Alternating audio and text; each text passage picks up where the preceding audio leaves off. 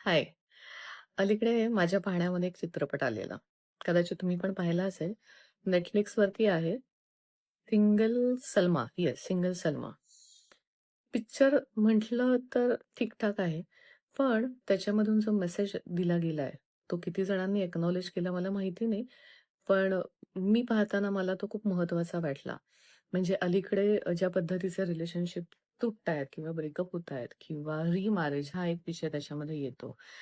आणि मग जेव्हा रिमॅरेजचा प्रश्न येतो, तेव्हा कुठेतरी मनामध्ये भीती, शंका आणि बऱ्याच गोष्टी अशा असतात. कुठेतरी फेल्युअरची भीती असते, की पुन्हा आपण आयुष्यात उभे राहू शकतो की नाही? अशा अनेक शंका मनामध्ये असतात.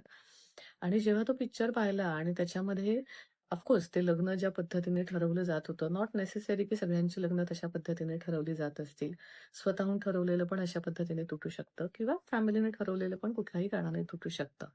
प्रश्न कसं तुटलंय हे महत्त्वाचं नाहीये. प्रश्न हा आहे, की जेव्हा तुम्हाला पुन्हा एकदा या सगळ्या गोष्टी हव्या असतील, त्याच्यासाठी काही वय नाहीये.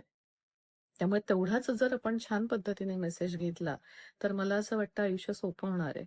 आणि जसं एक हिंदी सिनेमातलं गाणं आहे, लोगों का काम है कहना.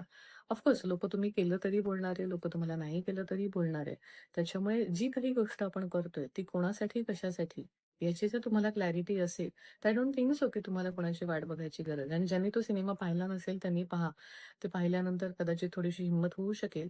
आणि खूप छान शेवट त्यांनी घेतलेला आहे. त्याच्यातला जो हिरो दाखवलाय, त्याच्यातली जी हिरोईन दाखवली आहे आणि 40शी नंतर त्यांचं असं म्हणणं होतं, की आपण आयुष्य सुरू करू शकतो.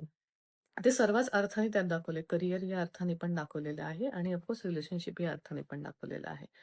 त्याच्यामुळे सेकंड इनिंगमध्ये तर सेकंड इनिंगमध्ये काय हरकत आहे, है ना? चलो बाय.